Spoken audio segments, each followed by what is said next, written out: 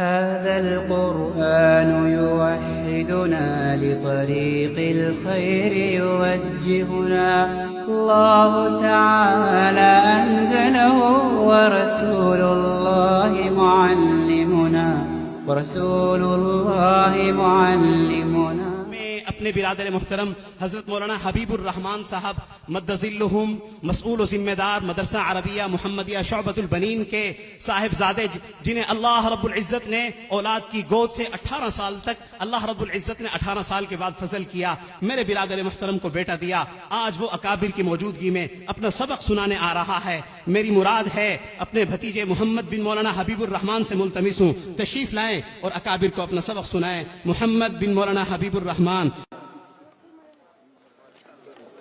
نعرے تکبیر، عظمت قرآن، عظمت مدارس، نعرے تکبیر۔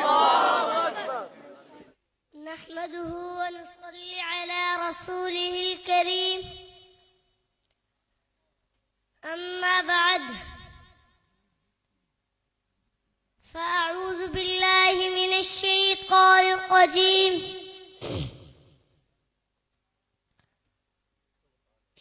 بسم الله الرحمن الرحيم۔ لقد كان لكم في رسول الله أسوة حسنة، صدق الله العظيم وصدق رسوله النبي الكريم۔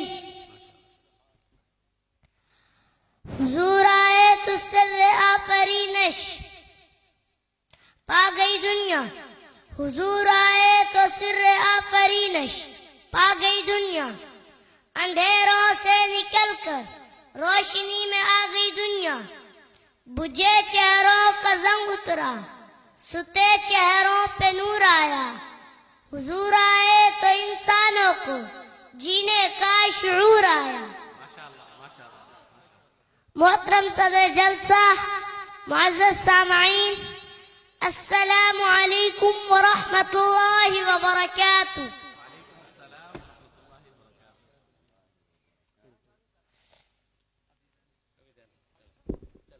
مجھے لگتا ہے کہ آپ ناراض بیٹھے ہیں، آپ نے میرے سلام کا جواب بھی نہیں دیا، میں دوبارہ کہہ دیتا ہوں، السلام علیکم ورحمۃ اللہ وبرکاتہ۔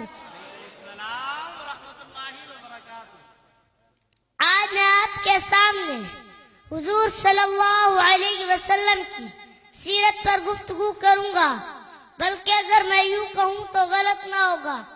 میں اپنے ان اکابرین کی موجودگی میں، ان علماء کی موجودگی میں اپنا وہ سبق دہرانا چاہتا ہوں جو میں نے ان سے پڑھا ہے۔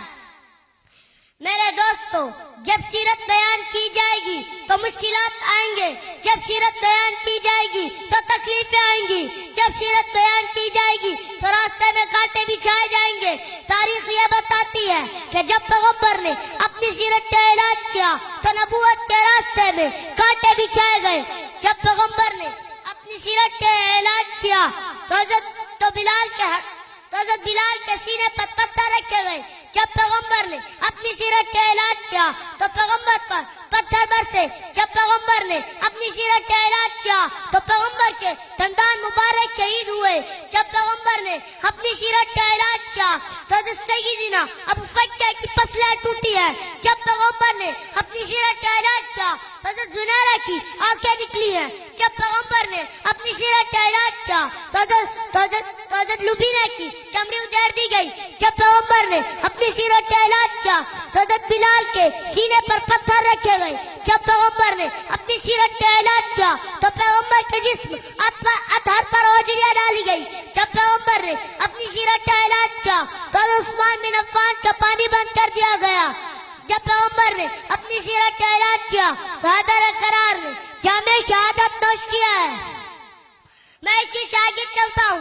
سیرت اپنانے کی پاداش میں امام اعظم ابو حنیفہ کا جنازہ جیل کی کوٹھیوں سے نکلا ہے۔ سیرت اپنانے کی پاداش میں امام مالک کے بازو ٹوٹے ہیں۔ سیرت اپنانے کی پاداش میں مجدد الفسانی مسائل و مشکلات برداشت کرتے ہیں۔ سیرت اپنانے کی پاداش میں سیرت عدنانی کی پیدائش میں امام بخاری ملک بدر کر دیے جاتے ہیں. سیرت عدنانی کی پیدائش میں شاہ ولی اللہ کا خاندان کیا ضابط کے صحبت برداشت کرتا ہے.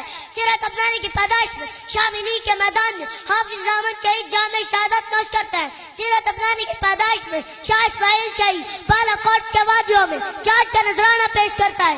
سیرت عدنانی کی پیدائش میں سید عطا اللہ یا بخاری 18 سال قید کی زندگی گزارتے ہیں. سیرت عدنانی کی پیدائش میں مولانا محمد علی جلندی 6 سال تک جیل میں رہتے ہیں. نعرہ تکبیر، نعرہ تکبیر، نعرہ رسالت. محمد بن مولانا حبیب الرحمان، محمد بن مولانا حبیب الرحمان. مجھے کہنے دیں اس مرد کلندر کے متعلق جو جامعہ خیر مدارس ملتان کے قابل فخر فرزند عالمی مبلغ میرے دادا جان حضرت مولانا عبدالرحیم نور اللہ مرقدہ جن کی فراغت جامعہ خیر مدارس سے ہے. انہوں نے فراغت کے بعد قصبہ مڈل میں مدرسہ عربیہ محمدیہ حنفیہ قائم کیا جس میں درجہ قرآن اور درس نظامی تعلیم کا سلسلہ جاری کیا. مولانا مرحوم دعوت و تبلیغ کی عالمی تحریک سے زندگی بھر وابستہ رہے اور آپ کی محنت سے اندرون و بیرون ملک کے ہزاروں افراد کی زندگیوں میں خوشگوار دینی انقلاب آیا. سماعت طالب علمی میں جب آپ کو گھر کی ذمہ داری سونپی گئی تو آپ نے اس کی ترتیب اس طرح بنائی کہ صبح سے عشاء تک اور مدارس میں اسباق پڑھتے، عشاء کی نماز پڑھ کر سائیکل پر سوار ہوتے اور رات کے اندھیرے میں ملتان سے کوئلہ بستی تک تقریباً 35 کلومیٹر سفر طے کر کے گھر پہنچتے. گھر کا کام، والدین کی خدمت اور کھیتوں کو پانی لگا کر رات کے آخری حصے میں جامعہ خیر مدارس پہنچتے. تبلیغ میں لگنے سے قبل ایک دفعہ حضرت مولانا یوسف صاحب کی خواب میں زیارت کی تو انہوں نے آپ کا ہاتھ پکڑا ہوا ہے اور فرما رہے ہیں اے مولوی عبدالرحیم اٹھ کھڑا ہو. دنیا میں تو یہودیت، عیسائیت، مجوسیت پھیلتی جا رہی ہے اور تو ابھی تک سو رہا ہے. میرے دادا فرماتے تھے کہ اس کے فوراً بعد میری آنکھ کھلی اور میرے پورے جسم پر کپ کپی طاری ہو گئی اور میں تبلیغ مسائل کے لیے چلا گیا. نعرہ تکبیر، نعرہ رسالت، نعرہ رسالت. حضرت مولانا عبدالرحیم نور اللہ مرقدہ، حضرت مولانا عبدالرحیم نور اللہ مرقدہ.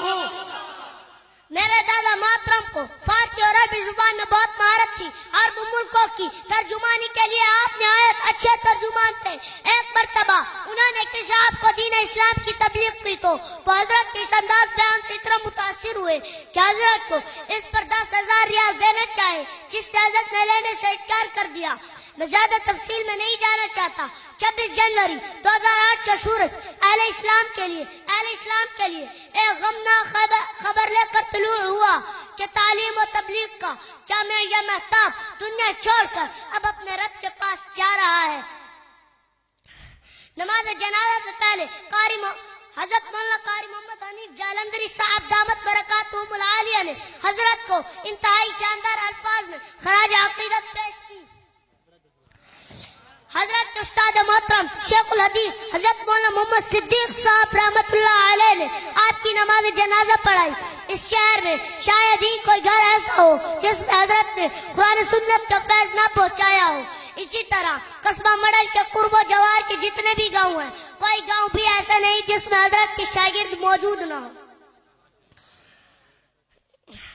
حضرت نے اپنی زندگی میں ہزاروں شاگرد اس دین عالی کی محنت کے لیے تیار کیے جو آج پاکستان کے چاروں صوبوں سمیت بیت اللہ اور مسجد نبوی میں قرآن سنت کی تعلیم دیتے ہوئے حضرت کے لیے صدقہ جاریہ ہے اور آج بھی ان کی محنت کا ثمرہ آپ لوگوں کے سامنے موجود ہے.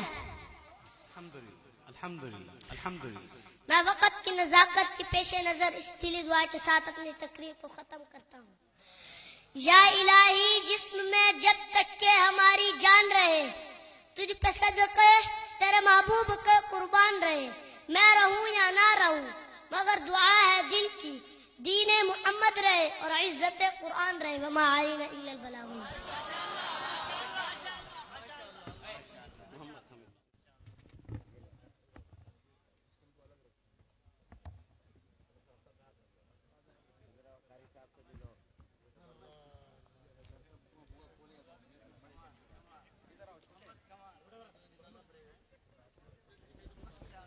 ہاں جی.